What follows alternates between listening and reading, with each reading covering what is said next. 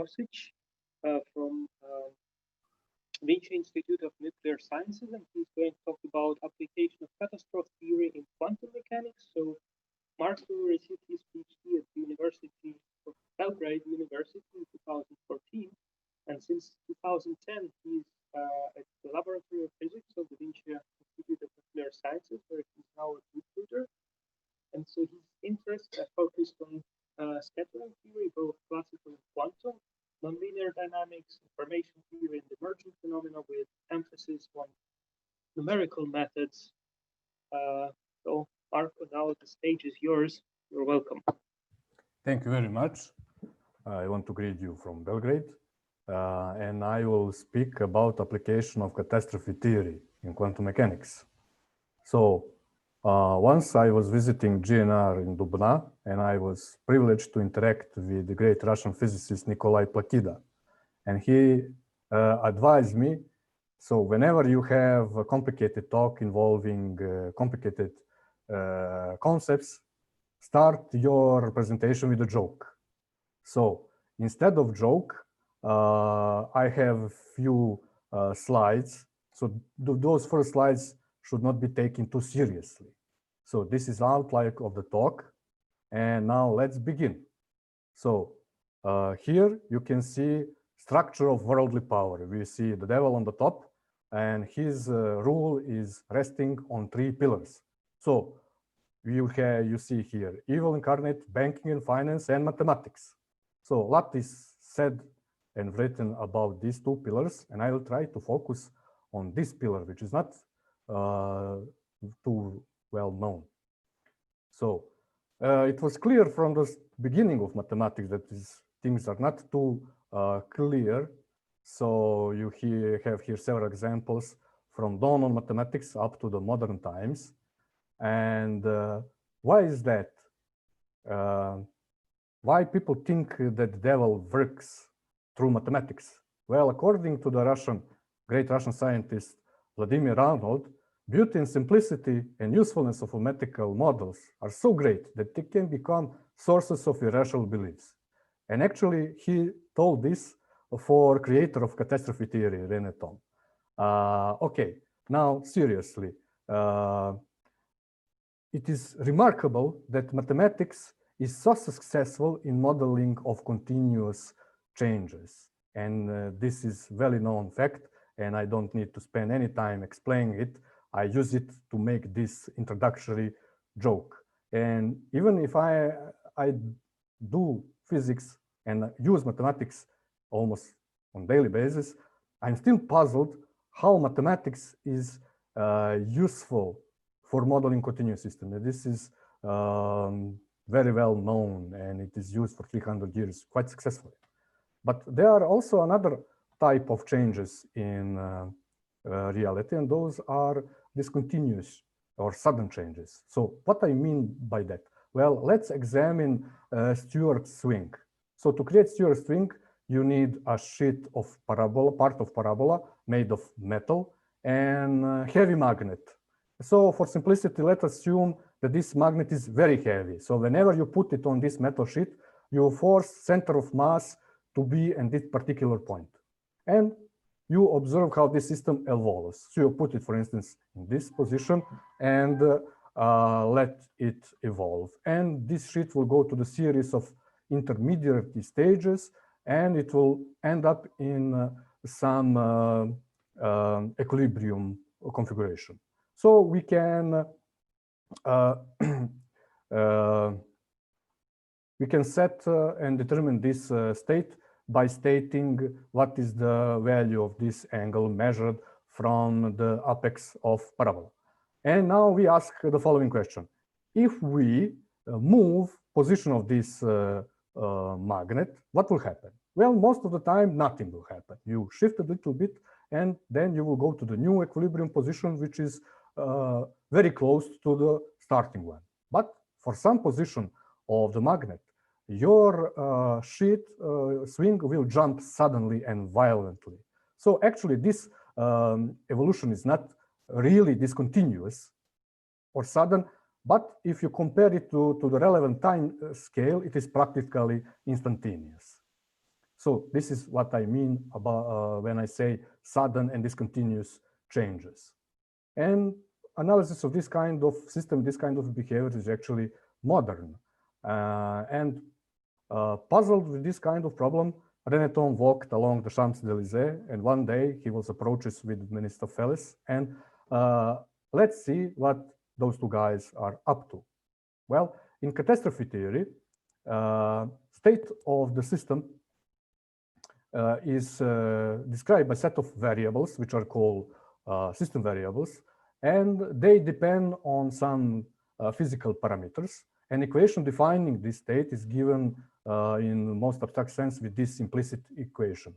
Now, geometrically, this represents some n-parameter function family, and this is like some multidimensional surface.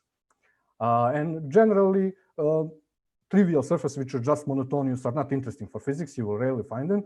And most of the time, this surface, hypersurface, has a lot of critical points. So what René Thom, realized that in vicinity of some critical point, this large function family is equivalent to some polynomial prototype, which usually has a lesser number of state variables and lesser number of parameters which describe its behavior.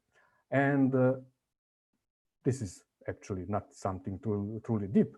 You can always take a function and Taylor expand it on some arbitrary point, but crucial insight comes here. You need to have equivalence of real and model critical points and degenerate critical points. And that's it. And from standpoint of catastrophe theory, catastrophic change represents a sudden and discontinuous change in morphology of structural stable function family. This means sudden change in number or type of critical points. Okay, this doesn't seem too much, but now comes the true insight. When you do modeling in this way, you will find out that if you have only 2 state variables and up to 4 parameters, there are only 7 prototypes, and you can see them here. The simplest one is called fold. Then you can have cusp, swallowtail, etc., and they are ordered by the power of polynomial. So these polynomials are rather simple. So what requires Field's medal in mathematics is to prove actually that there is only countable infinite number of catastrophes, and this made them very useful in modeling. And additional thing is that catastrophes are hierarchically ordered. You can see this so-called Arnold tree, which shows you catastrophe of higher order, which can reduce to the catastrophe of lower order only on the way specified by arrows. So we will not dwell into these mathematical details anyway, but those two things makes catastrophe theory extremely useful for modeling physical systems. So let's see how it works on our problem Marko? of, sorry? Yeah, Marko, sorry. So there's a question. So Ivan, Yes. please unmute yourself. Okay, hello. Hello. Can you please give a definition of catastrophe again, because I have skipped it? Sorry. So a catastrophic change, which is colloquially same name for catastrophe. So catastrophic change would be a change in the number and type of critical points on change of parameters of polynomial. So you have polynomial and you tweak parameters a little bit, and you have like one real solution, 2 complex conjugate complex, double, zero, etc. So, and why is it a catastrophe? Well, it is name. It is very actually bad name, but it is historically given by René Thom. So this. So it basically doesn't mean anything. Just people could have used some other words, like I don't know. You can call it bifurcation. Word or something. You can call it bifurcation. In other branches of mathematical, actually in bifurcation theory, they are called bifurcations.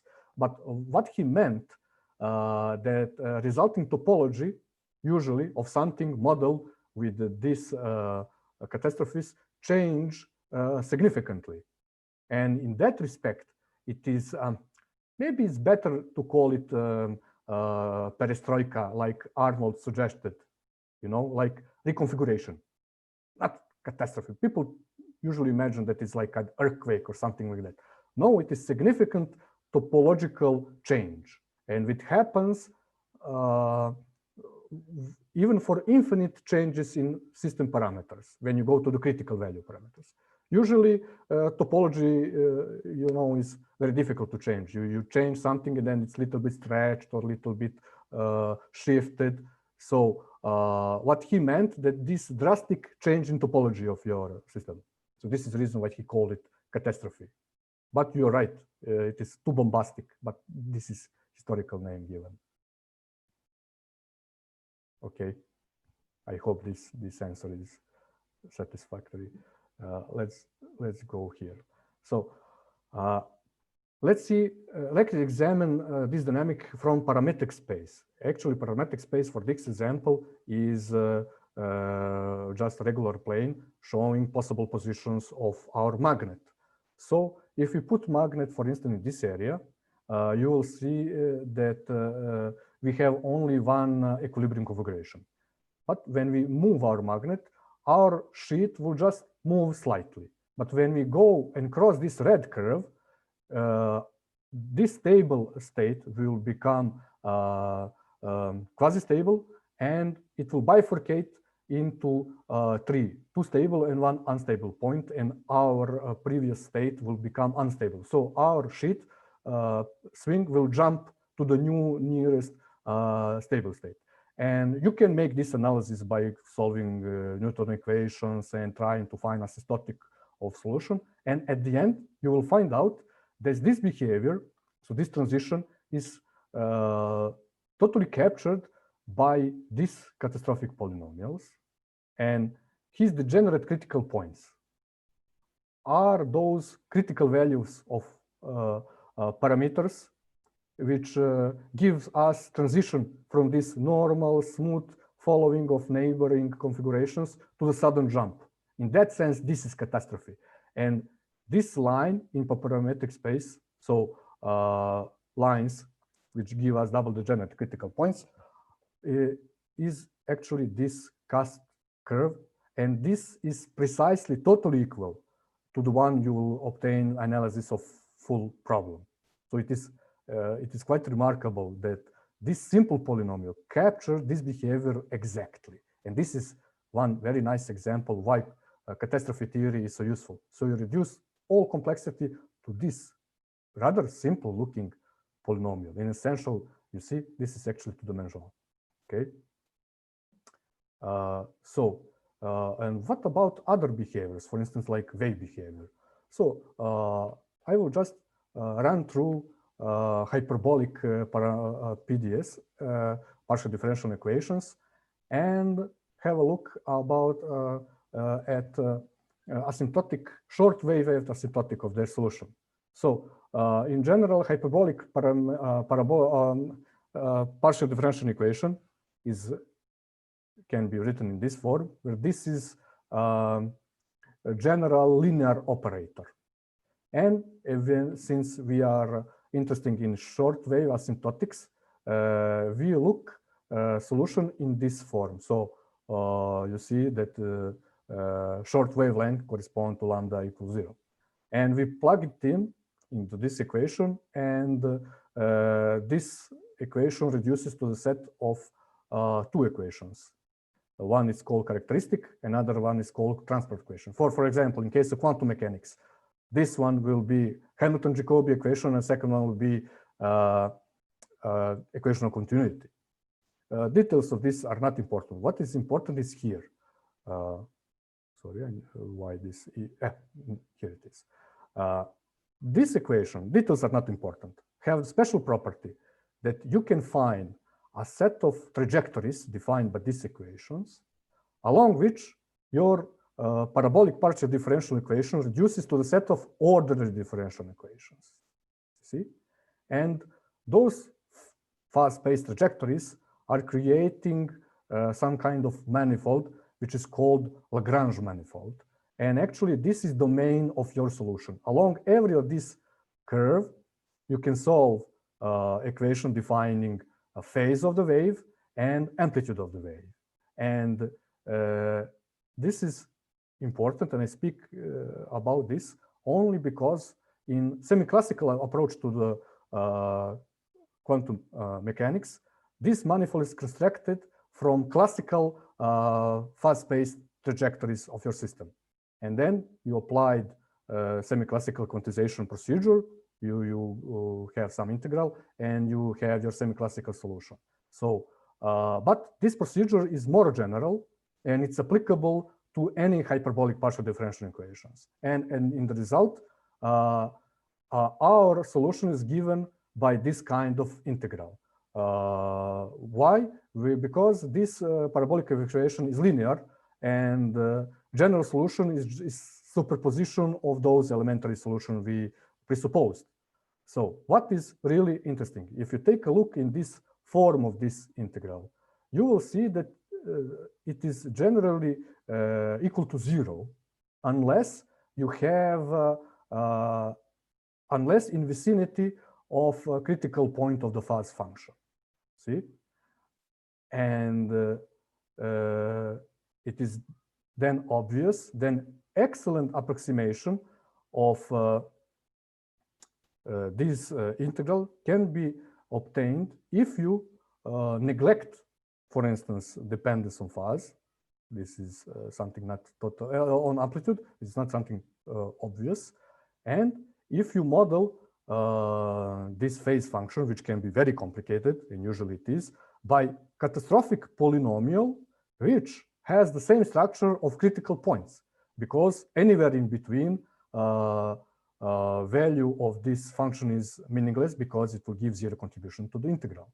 So this is the reason why catastrophe theory is again so useful. And this is the reason why this kind of oscillatory integral, where here you have these catastrophic polynomials, emerge almost constantly when you analyze any kind of wave motion, and especially if you are interested in short wavelength asymptotics. So familiar example is a semi-classical approach to quantum mechanics, shortwave asymptotics in optics, etc.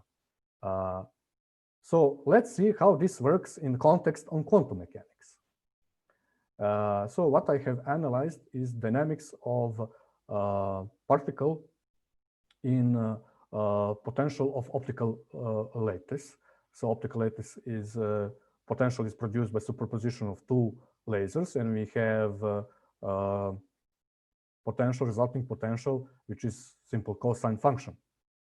So classical trajectories will be a solution of Canonical equations of motions, while evolution of quantum system is given by Schrödinger equation. And from previous slides, it should be obvious that all we need to model this very complicated behavior is this catastrophic family and this set of oscillatory integrals, which are because of it called canonical. So almost any structural stable waveform is reducible to this kind of integrals. So let's take a look at some examples. So here you can see a family of classical trajectories spanning one unit cell of periodic potential. And your eye is immediately drawn to these black dotted lines. What are those? Those are envelope of this function family. Envelope is a limiting curve resulting when you connect intersection points of neighboring family members. And they are important because along them, density of trajectories is infinite. This means that probability to find particle on envelope, which is in optics and in quantum mechanics usually called caustics, is large. And on the lower image, we see corresponding evolution of Gaussian wave packet, which is wide enough to cover whole unit cell, but crucially, it is contain his probability density is totally contained in one unit cell of potential. And you immediately see that probability density is very large in vicinity of these classical caustic lines. So if we zoom in, for instance, in vicinity of this point, you will get this kind of image. And this dotted line is actually classical caustic line. And you see that wave pattern change drastically if you examine it in this region or inside. Inside, you have a systematic constructive interference, but outside you have like systematic destructive interference. And this is example of catastrophe in context of wave motion.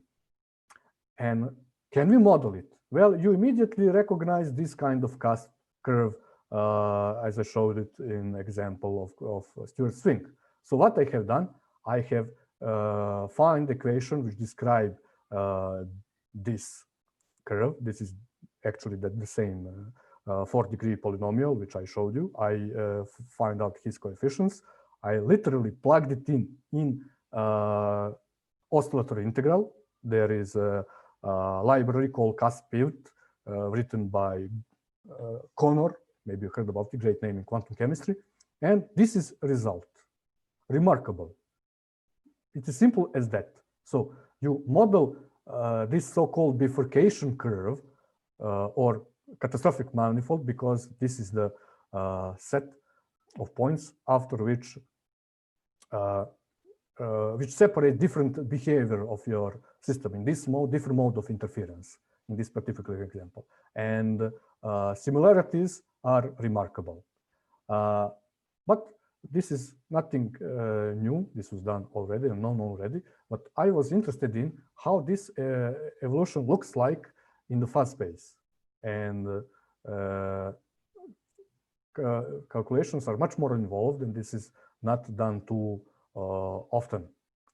But before we can speak about dynamics in fuzz space, why this is happening, we must inspect and define what is spectrogram. So in simple terms, spectrogram gives us the change of spectrum of your signal with time. And this is superb example of spectrogram. It is famous toccata fuga of Johann Sebastian Bach. So anybody who has musical education is able to recognize this music. And this notation gives you how spectrum of your signal, actually melody, changes over time. And you can play it. But we ask ourselves, what if I hear the music? Can I go back and extract this information? Well, Johann was capable of doing such thing, and people which are musicians usually can. But if you are an engineer, this is actually a difficult problem. So let's take a look at an inverse example. So you have signal and you want to find out how its spectrum changes over time. So we have here a whistle. So it is a signal, simple cosine signal, which linearly increasing frequency. And you can see it that frequency becomes higher. It is whistle, like something like that. And it turns out that it's possible to extract information about the spectrum.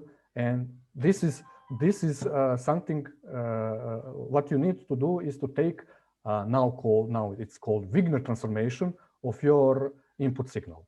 And here you have some spectrogram. So this transformation gives you the current power spectrum. So like spectrum of x lower x squared give you power of your signal. These large red ridges are actually representing linearly increasing frequency. If you can see, this is frequency, this is time. So this represents motion of this fundamental frequency of this cosine wave. And this structure inside, which in musical terms will give you a tone, not tone, but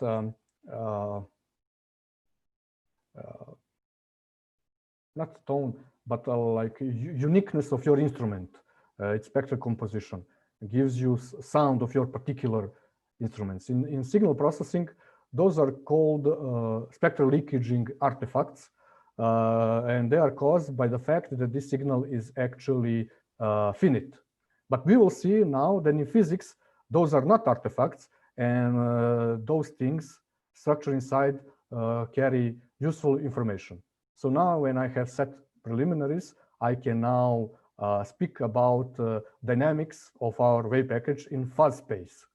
So back in 30s, Eugen Wigner asked himself a question: is there some function which will have this set of properties? So when I take multiply it with q and find integral, I will get a quantum mechanical mean value of position, and same for linear momentum. What he wanted to find, is there some kind of quantum analog of fuzz space probability distribution?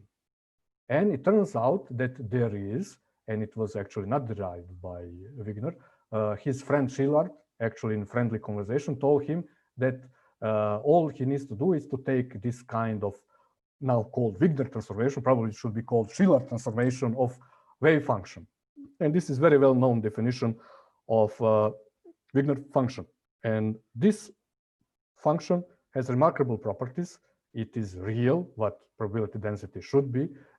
Its projection of P and Q axis gives you probability densities in space and in momentum, but it can be negative. So this means that it cannot be truly probability density, but it is extremely useful in analysis of dynamics in phi space, and it's used regularly.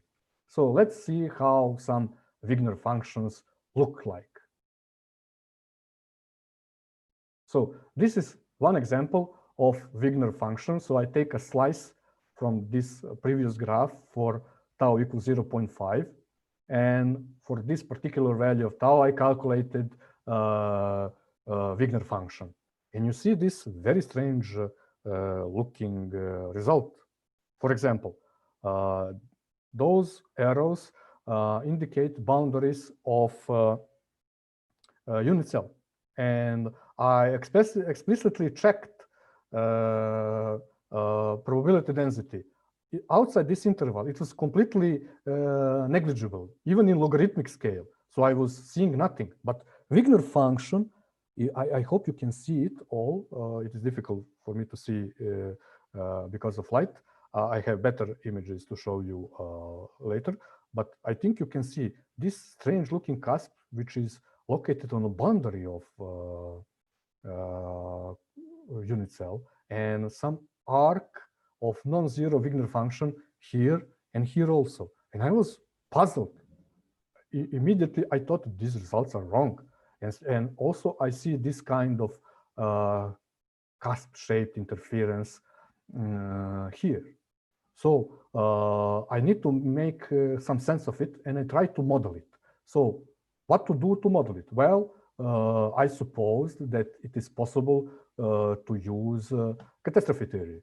And I digged a little bit deeper, and I found that these catastrophic polynomials and oscillatory integrals have remarkable properties, almost like fitted for modeling of Wigner function. So this is the reason why this little devil is here. So first, those complex valued functions are not necessarily real, but it turns out that if you take fuzz function to be a polynomial of odd order, then the resulting integral is real. Excellent. So those kind of oscillatory integrals are called oddoids because of it. But this is Wigner function, you know, its projection on x and y axis should be probability squared. And I already showed that probabilities could be modeled by catastrophes, and it is well-known fact. Well, it turns out that these polynomials, these oddoids, had exactly desired property. So if you, there is a class of them, which if projected, will give you amplitude squared of catastrophic oscillatory integral, remarkable. And moreover, this integral gives you usually cosine wave, which is not necessarily of small amplitude, but it doesn't contain any information, just pure cosine wave. But if your relationship between parameters of this function is nonlinear, this is the reason why I show it here. It is nonlinear, complicated. Then resulting integral has this form, and this is completely odd property, to have when you derive it from mathematics.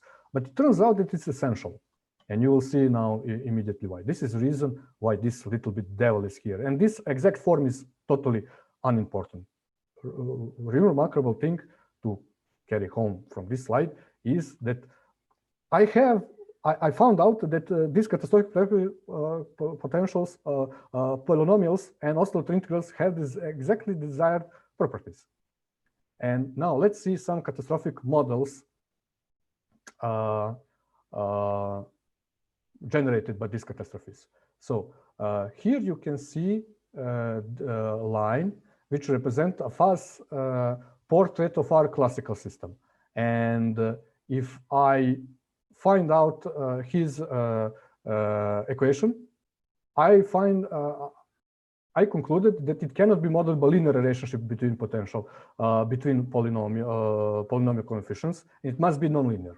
This means that it has exactly the desired property. When projected, it will give non-negligible. It will give catastrophes of wave function. And another useful object which we see that it's happening, it is this model of cusp interference. So I found out that. Sorry, there's another question by Yes? Ihor. So Yes? Ihor, unmute yourself, please. Hello. So I'm a little bit lost here. Just to follow these Wigner functions. Yes. They are solutions of which model? They are not solutions of any model. I solved the Schrödinger equation. I obtained wave function, and from it, I constructed Wigner function. Which Schrödinger equation? That's what I mean. This one.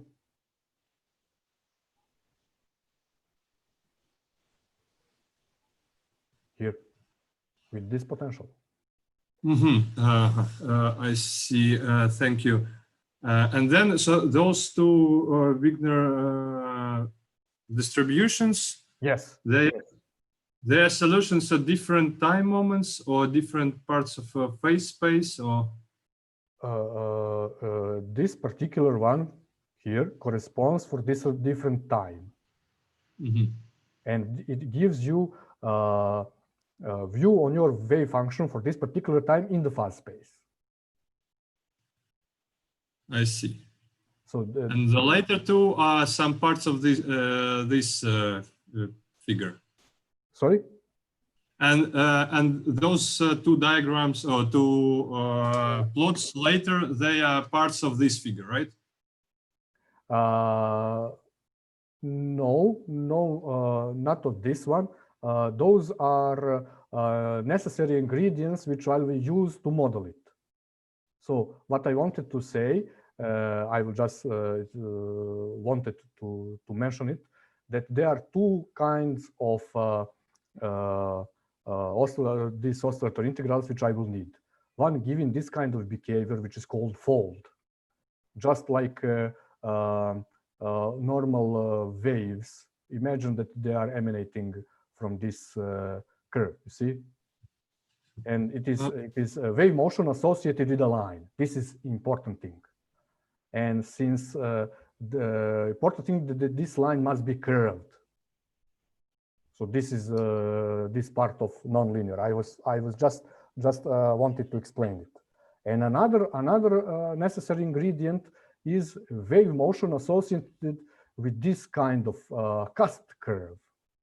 So you have like strong interference in this region and less pronounced interference in this region. This is actually a property of this oscillatory integral, omega 3, odoid index 3.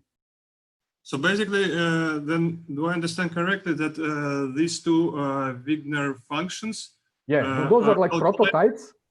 Those are like prototypes, and I will use it to model this big one. So they're calculated semi-classically. No, not semi-classically. Nothing semi-classically. You have equation of this curve. You plug it in oscillatory integral, and that's it. Well, oscillatory integral is basically semi-classical calculation. What do you mean?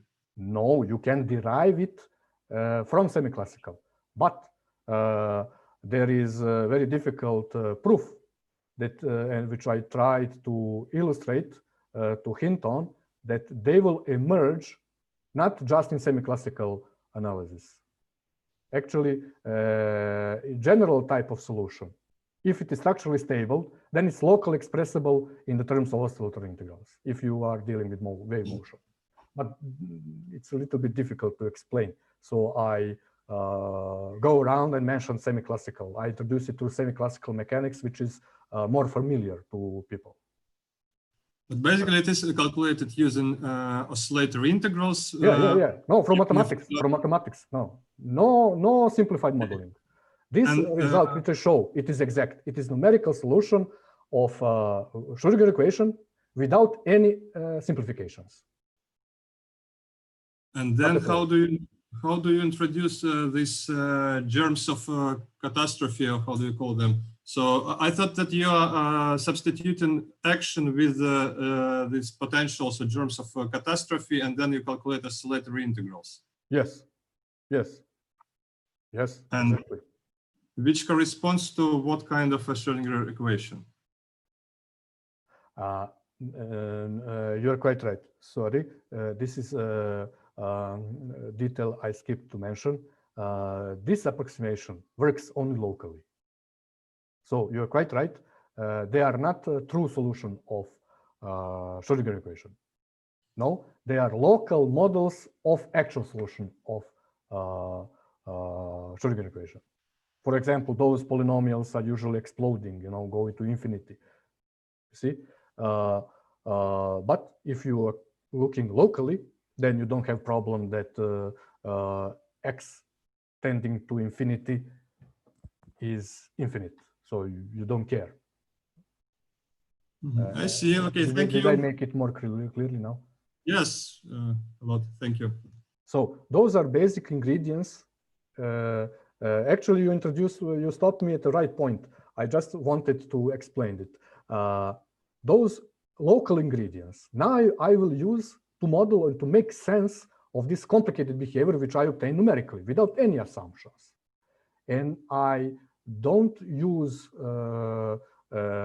any simplification. I don't use semi-classical analysis at all, you see, because then this Wigner function would not be the one which I presented to you. So thank you for your question. What I wanted to say that those two oscillatory behaviors are more than enough for me to model Wigner function, which I showed you. And this trick and this more difficult thing that this relationship must be nonlinear. Actually, if relationship will be linear, then you will have this kind of oscillation only from one side of your curve. So imagine it like this. But for this specific nonlinear relationship, which I showed you, and it is completely, to me, it was completely strange property mathematics. I didn't understand it until I looked that it is something which I need to model Wigner function. So you have this kind of twist, oscillatory motion here, and then disappearing in this lower quadrant, and you have like oscillatory motion in this part, and also distracting interference in this part. And in addition, when we project it, we will have those cusp singularities, which I showed here. We will have this kind of behavior. So when you project it, I will show you in a minute. We will be able to reconstruct this kind of behavior. So let's model let's model our Wigner function and see if model makes sense. Can I recognize behavior of these catastrophic polynomials, local, in my solution? And this will be indirect proof that this calculation was actually real, and those are not numerical artifacts. So this is the Wigner function which I showed you earlier. And you see that the larger value of Wigner function can be found along this red curve. And when you expect, what is this red curve? This is actually a fast portrait of corresponding classical system. Remarkable. And if I would model it with the semi-classical analysis, then there is a work of Michael Berry, which tells you how to do it. It can be done. You construct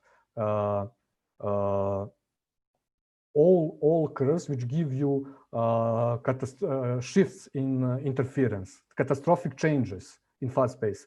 And those are these additional blue curves here. So inside here, you should expect some kind of cusp catastrophic interference pattern. Here you should expect something like this fold catastrophe behavior.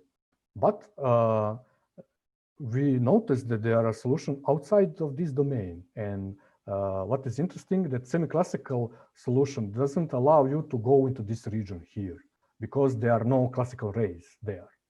So maybe some advanced approach when you introduce complex rays, something, but it is not straightforward. What I then did, I apply reason of catastrophe theory. I inspect these solutions, and I found out what are the curves separating systematic constructive interference from systematic destructive interference. So if we zoom in here, we will see that this is the line, and actually this line actually corresponds to the part of classical phase portrait, this part here. And what is really remarkable that we have additional pattern here. You see, it is one here.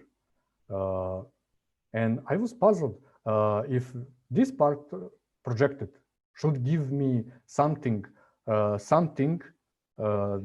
should give me catastrophe of wave function. How come this pattern here, when projected, give me 0 in this region here? Well, it turns out that this oscillatory integral have additional property. For instance, if they are modulated, and this modulation is a high frequency modulation, then integral will be negligible. And this is also very strange behavior, because usually when you integrate something, you remove high frequency oscillation. And what you should be left in normal functions, integration will remove this part and not this part. You see, this is the way how amplitude demodulation works and how amplitude modulation of in radio transmission works. So you have your signal, you multiply it with cosine wave, which is called carrier wave, and your receiver integrates it, and integration removes high frequency oscillation, and what is left is your signal, your voice, your radio program. But in this particular case, you can see that this pattern here is like high frequency modulation of this pattern here. And this explains why projection of this pattern is negligible, but projection of this pattern is exactly what I need. It is catastrophe of wave function projected on a Q space. This is the first slides quantum solution which I showed you.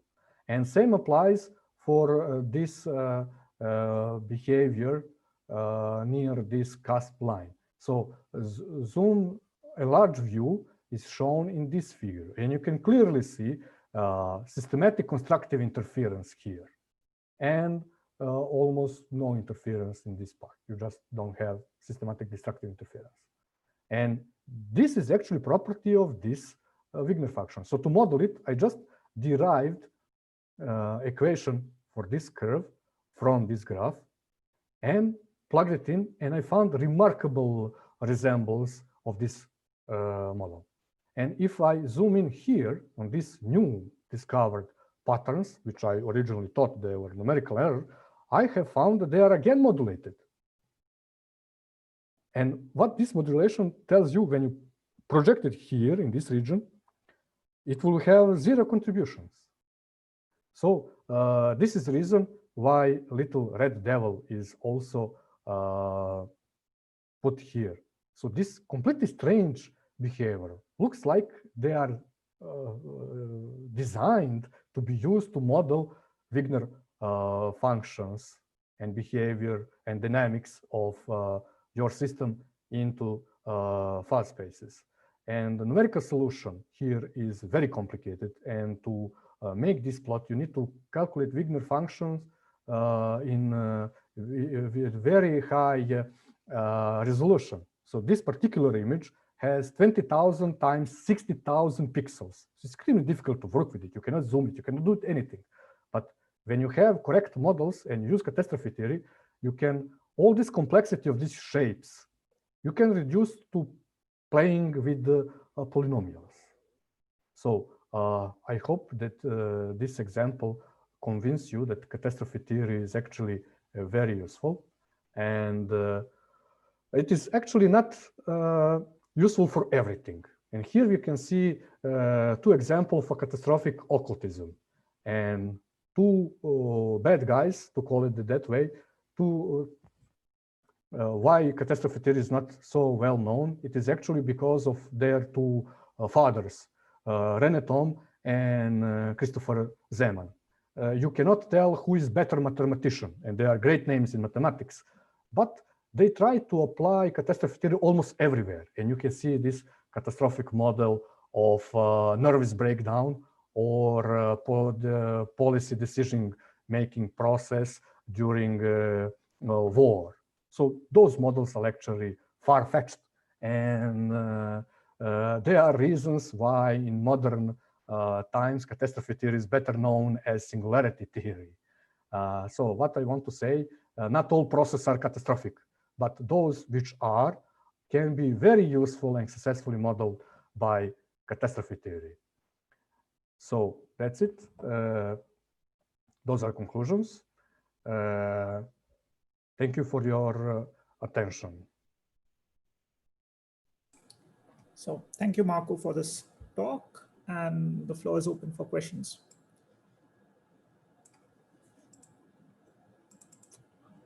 I think we had a few, so I don't see any more raised hands from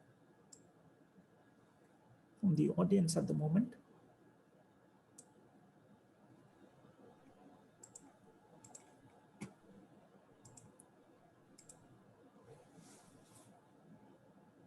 Okay, so seems like there are no further questions and everything was quite clear probably to the audience from this talk. So I would like to thank our speaker once again.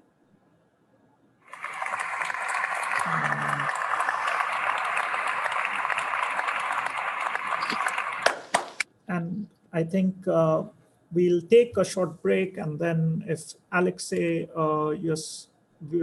would like to then organize a focus discussion session after this short break. So we come back in 5 minutes. I'll keep this room open for everyone. So thank you all for joining in.